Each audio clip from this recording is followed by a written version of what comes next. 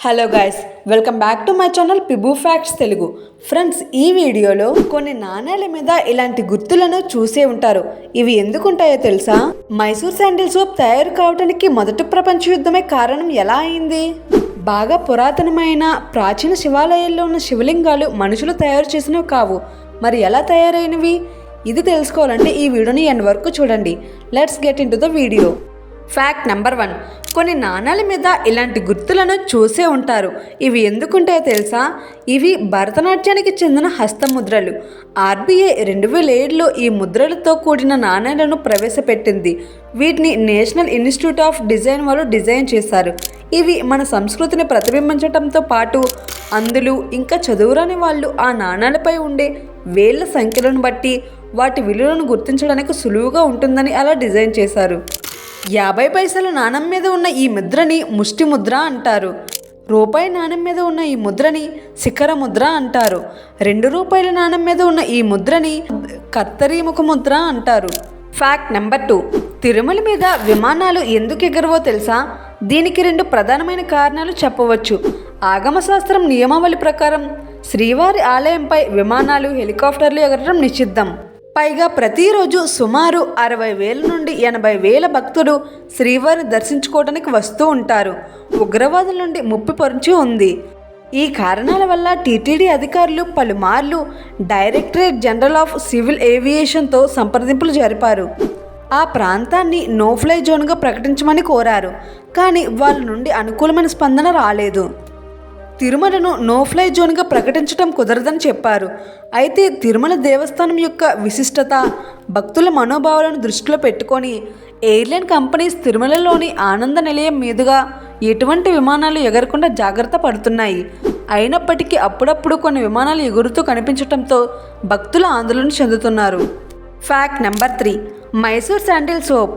అసలు ఈ సోప్ తయారు కావడానికి మొదటి ప్రపంచ యుద్ధమే కారణం. 20వ శతాబ్దం ప్రారంభంలో మైసూర్ ప్రపంచవ్యాప్తంగా గంధపు చెక్కకు ప్రసిద్ధి. ఐరోపాలోని వివిధ దేశాలకు ఎగుమతి చేయబడేది.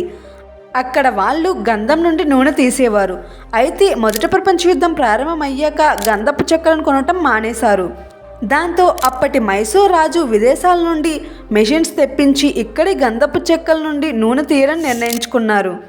1916లో మోక్షగుండం విశ్వేశ్వరయ్య గారు ఆధ్వర్యంలో బెంగళూరులో ప్రభుత్వ సబ్బుల కర్మాగారాన్ని స్థాపించారు. మైసూర్ మహారాజును కలవటానికి ఫ్రాన్స్ నుండి 2 వ్యక్తులు వచ్చారు. గంధపు నూనెతో చేసిన ఆ సబ్బులను తమ వెంట తెచ్చుకున్నారు. ఆ సబ్బును చూసిన మహారాజుకి తాము కూడా సబ్బులను తయారు చేయాలనే ఆలోచన వచ్చింది. 1918లో తొలిసారిగా బెంగళూరులోని కబ్బన్బర్గ్ సమీపంలో ఫ్యాక్టరీలో సబ్బును తయారు చేశారు. మొదట్లో రాజుగారు ఉపయోగించడానికి మాత్రమే తయారు చేసేవారు. ఆ తర్వాత సామాన్య ప్రజలకు కూడా అందుబాటులోకి వచ్చేలా చేశారు. ఫ్యాక్ట్ నెంబర్ 4, సన్ నుండి మన ఎర్త్కి లైట్ రీచ్ అవడానికి ఎంత టైం పడుతుంది? 8 మినిట్స్ అనుకుంటున్నారు కదా? కానీ కాదు.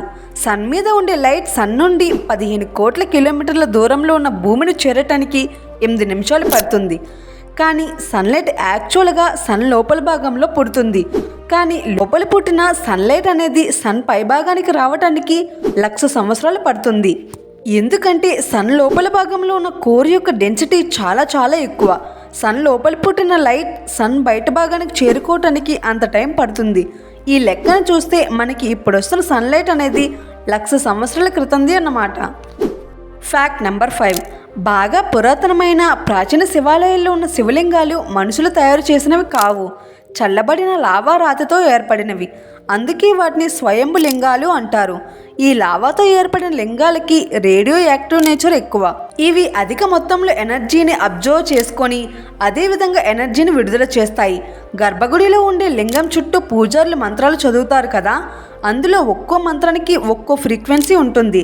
గర్భగుడిలో గోడలన్నీ రాతితో కట్టబడి ఉంటాయి. ఎందుకంటే రాళ్లలో ధ్వనికి ప్రతిధ్వని సృష్టించే శక్తి ఉంటుంది. దీన్నే ఎకో అంటారు. అలా మంత్రాలు చదవగానే ఆ ధ్వనికి ఆ గోడలు మంత్రాలు ప్రతిధ్వనించేలా చేస్తాయి. అలా అధిక మొత్తంలో శక్తి ఉత్పత్తి అయ్యి రేడియో యాక్టివ్ ఎలిమెంట్ అయిన శివలింగం దాన్ని తీసుకుంటుంది. అలా తీసుకోవటమే కాకుండా దాన్ని గర్భగుడి బయట వరకు విస్తరించేలా చేస్తుంది. ఫ్యాక్ట్ నెంబర్ 6, మీకు స్ట్రీట్ ఫుడ్స్ అంటే ఇష్టమా? మీలో చాలామందికి తెలిసే ఉంటుంది.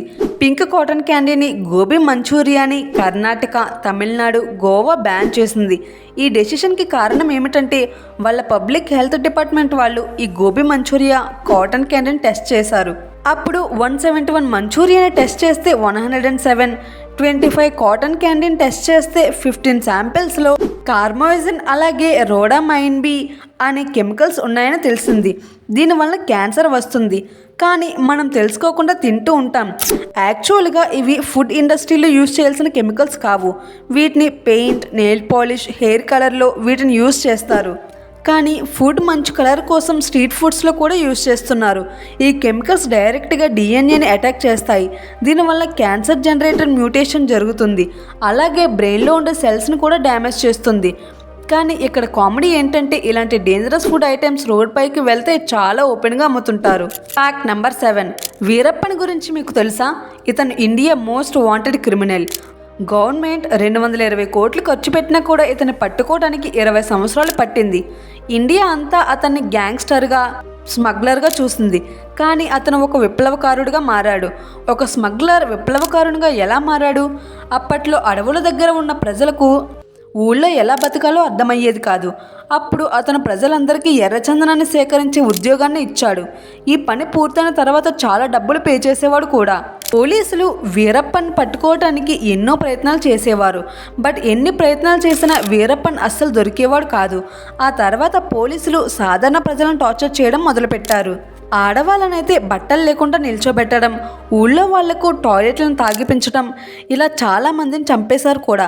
ప్రజల్ని కాపాడాల్సిన పోలీసులే ఇలా టార్చర్ చేసేవారు. అప్పుడు ప్రజలందరూ కలిసి వీరప్పన్ దగ్గరికి వెళ్ళటం జరిగింది. వీరప్పనే పోలీసులను అడ్డుకోగలడని వాళ్ళకి తెలుసు. అలా ఈ విధంగా ఒక స్మగ్లర్ విప్లవకారునిగా మారాడు. ఫ్యాక్ట్ నెంబర్ 8, ఒక ఇంపార్టెంట్ ప్రాజెక్ట్లో అబ్దుల్ కలాం గారు ఇంకా ఆయన కింద 70 మంది సైంటిస్టులు పనిచేస్తున్నారు. అందులో ఒక సైంటిస్ట్, సార్ ఈరోజు నేను ఈవినింగ్ 5:30 కల్లా ఇంటికి వెళ్తాను. ఎందుకంటే నేను నా 2 పిల్లల్ని ఎగ్జిబిషన్కి తీసుకువెళ్తానని ప్రామిస్ చేశాను. అబ్దుల్ కలాం గారు దానికి ఒప్పుకున్నారు. పనిలో మునిగిపోయిన ఆ సైంటిస్ట్ టైం చూసుకోకుండా పని చేస్తూనే ఉన్నారు. సడన్గా తను టైం చూసుకునేసరికి టైం 8:30 అయింది. గబగబా ఆయన ఇంటికి వెళ్ళగానే పిల్లలు కనిపించరు. తన వైఫ్ని అడిగితే ఏపీజే అబ్దుల్ కలాం గారు వచ్చి మీరు వర్క్లో బిజీగా ఉన్నారని పిల్లల్ని ఎగ్జిబిషన్కి తీసుకువెళ్లారు. ఆ విషయానికి ఆ సైంటిస్ట్ సంతోషించి మరుసటి రోజు కలాం గారికి థ్యాంక్స్ చెప్పారు. ఫ్యాక్ట్ నెంబర్ 9, స్వామి వివేకానంద గారు ఒకసారి ఫారిన్ యూనివర్సిటీలో లెక్చరర్ ఇవ్వడానికి వెళ్ళారు. అక్కడ ఆయన కొంతమంది స్టూడెంట్స్తో మాట్లాడుతున్నారు. అప్పుడు ఒక అమ్మాయి స్వామి వివేకానంద గారిని అలా చూస్తూ ఉంది. అప్పుడు ఆ అమ్మాయిని ఏం కావాలి అని అడిగారు. స్వామీజీ మీలాంటి ఒక బిడ్డ కావాలి, మీరు నన్ను పెళ్లి చేసుకుంటారా అని అడిగింది. దానికి స్వామీజీ పిల్లల కోసమే పెళ్లి చేసుకోవాల్సిన అవసరం ఏముంది? ఒకవేళ పెళ్లి చేసుకున్నా కూడా నాలాంటి బిడ్డే పుడతాడని గ్యారెంటీ ఇవ్వలేను. మీకు నాలాంటి బిడ్డే కావాలంటే నన్నే దత్తత తీసుకోండి. దీంతో మీకు నాలాంటి బిడ్డ ఉంటారు, నాకు అమ్మ కూడా దొరుకుతుంది అన్నారు. ఇది విని ఆ అమ్మాయి షాక్ అయ్యి స్త్రీల పట్ల స్వామీజీకి ఉన్న సభ్యతకు నమస్కరించింది. ఫ్యాక్ట్ నెంబర్ 10, మనం చాలా రకాల కన్స్ట్రక్షన్స్ చూస్తూ ఉంటాం. కానీ అవన్నీ భూమిపైన నిర్మించబడి ఉంటాయి. భూమి లోపలి అంటే అండర్ గ్రౌండ్లో కూడా 1 కాదు 2 కాదు, ఏకంగా ఒక ఊరంతా కన్స్ట్రక్ట్ చేయబడటం ఎప్పుడైనా చూసారా? అదే ఆస్ట్రేలియాలో ఉండే ఈ కోబర్ పేడి అనే సిటీ. చాలా ఇంట్రెస్టింగ్గా, చాలా యూనిక్గా, డిఫరెంట్గా ఉంటుంది. ఈ సిటీ మొత్తం గ్రౌండ్ పైన కాదు, గ్రౌండ్ కింద అండర్ గ్రౌండ్లో కన్స్ట్రక్ట్ చేయబడింది. ఈ సిటీ పైనుండి చూస్తే అసలు అక్కడ విలేజ్ ఉన్నట్టే అనిపించదు. కేవలం మట్టితో ఉండే గోడలు మాత్రమే కనిపిస్తాయి. కానీ అండర్ గ్రౌండ్లోకి వెళ్ళి చూస్తే మాత్రం చాలా స్పేషియస్గా, పెద్దగా ఉంటుంది ఈ హౌస్. అండర్ గ్రౌండ్లో ఉండే ఈ సిటీలో ఒక cinema house, beer house, malls, hotels, spa, casino, game సెంటర్స్తో పాటు చాలా మ్యూజియంస్ కూడా ఉన్నాయి. అండర్ గ్రౌండ్లో ఉండే ఈ సిటీ ఇన్ఫ్రాస్ట్రక్చర్ని చూస్తే మీరు నమ్మలేరు, అద్భుతంగా ఉంటుంది. ఇలాంటి అండర్ గ్రౌండ్ హౌసెస్లో సమ్మర్లో ఎలాంటి ఎయిర్ కండిషన్స్ కానీ, వింటర్లో ఎటువంటి హీటర్స్ కానీ అవసరం ఉండదు. ఇలాంటి హౌసెస్కి వెళ్ళటానికి ఎంట్రన్స్ మాత్రం గ్రౌండ్ లెవెల్లోనే తయారు చేశారు.